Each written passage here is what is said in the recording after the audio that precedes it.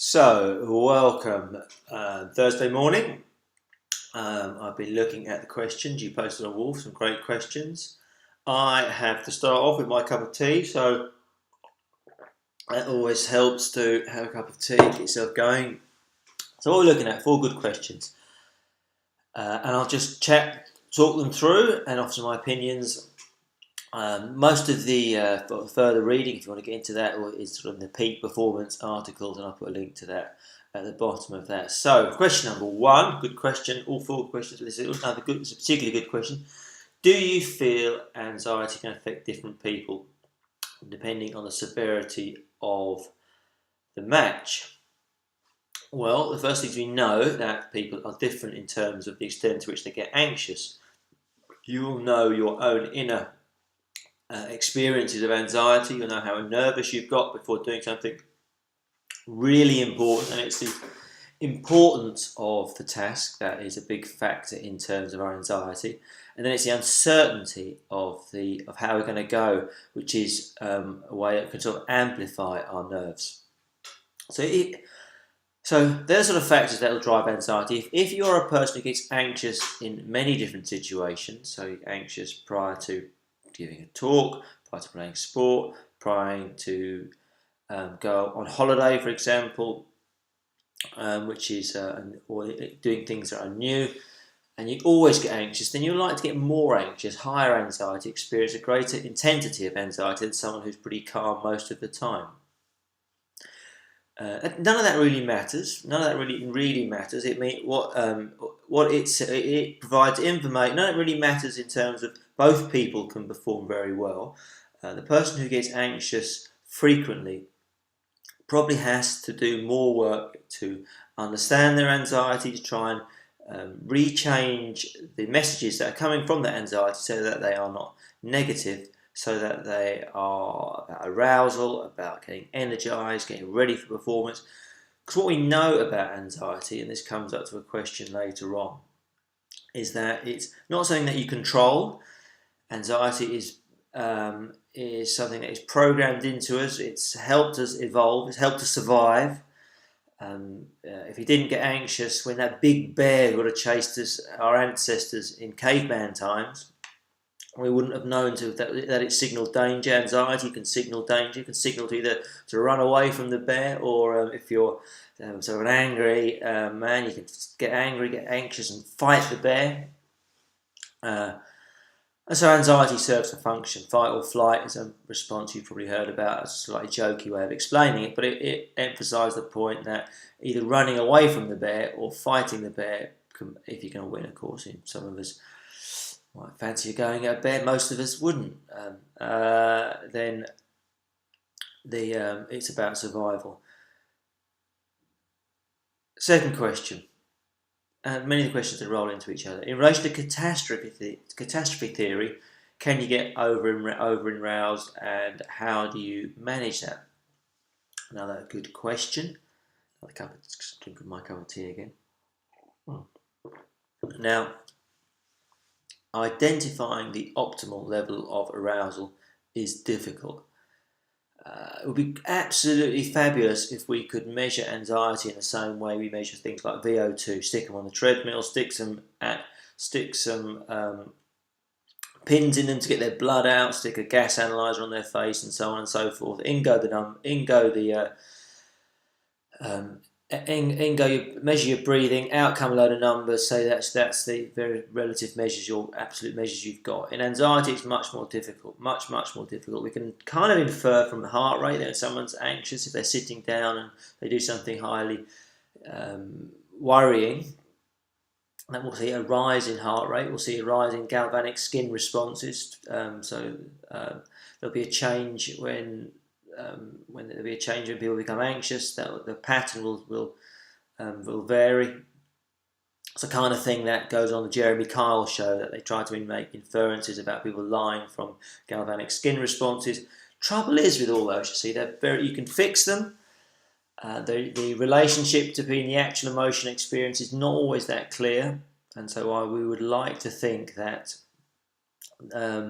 we could simply abandon the law courts and stick them on the Jeremy Kyle lie detector test and find out who's guilty and who's innocent. The actual truth is that people can pass those incorrectly, can fail them incorrectly, and therefore we haven't really got great measures, physiological measures of anxiety. So we use self-report. We ask people, how nervous were you, and they give a rating. So what I would do for catastrophe theory is find out how anxious, how aroused someone felt at their best performance, and simply do that on a Likert type scale, and they can do that from 1 to 10, so very anxious to not very anxious, and do that for a number of different performances, so there we get the average, the common amount of anxiety associated with best performance, and the common amount of anxiety associated with worst performance, so we know that someone's average anxiety at the best and worst performances. And that should show us the difference between their best and worst in terms of anxiety. And what often you find by that, and that's quite interesting, and you should do it yourself, and you should definitely do it yourself, and I think I asked you to do that in the tasks using our Mood Online scale, because it's a really good way of finding out about yourself, is that there's not a lot of difference. The best performance and worst performance is not a lot of difference between how anxious you get, because when a performance is important, you tend to get anxious because anxiety, as already said, is triggered by the importance and is triggered by the uncertainty. Many of the things we do that are uncertain, we never really know how we're going to go until we start doing it. So accepting anxiety is going to be part of the deal. It's a really good way of starting the process of trying to understand it, not manage it, but listen to its message, not try to change its intensity necessarily, but certainly try to change the message you're receiving from that, rather than one of dread and fear and worry and doom, to one of preparation, readiness to perform, and preparedness for action. Okay, I started doing these. I'm another cup of drinking my tea now. I thought, all done in 2 minutes, but what I forgot to do is remember that once I start talking, I really do go on and on and on. So types of anxiety, trait and state, can they be controlled in the same way?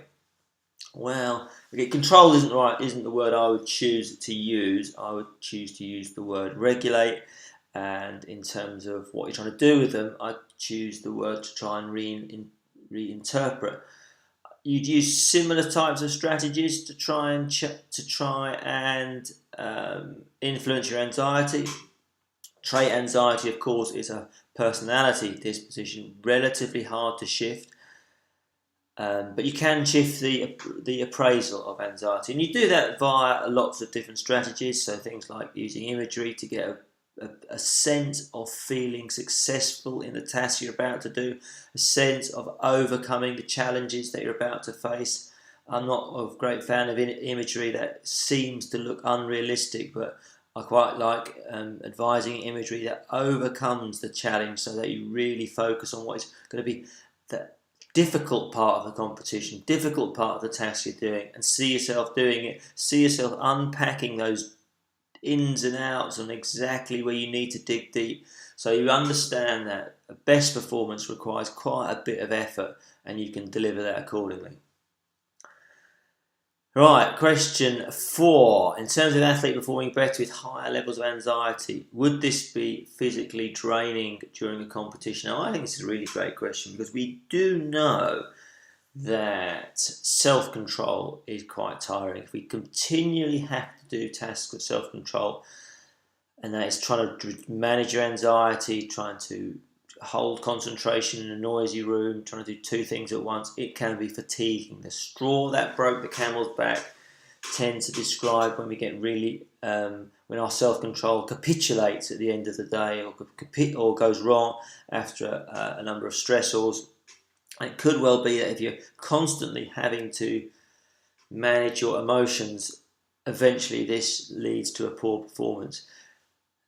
Now, the amount of data on that isn't that great, and this could be a really interesting question for someone who wants to do in some of their research, in that we could look at increasing anxiety to the point that after a series of times where someone has had to manage their anxiety, does that then lead to a deterioration in performance? In other words, is the act of managing your emotions one that's going to have negative impact on performance because it's taking away the resource you need to deliver.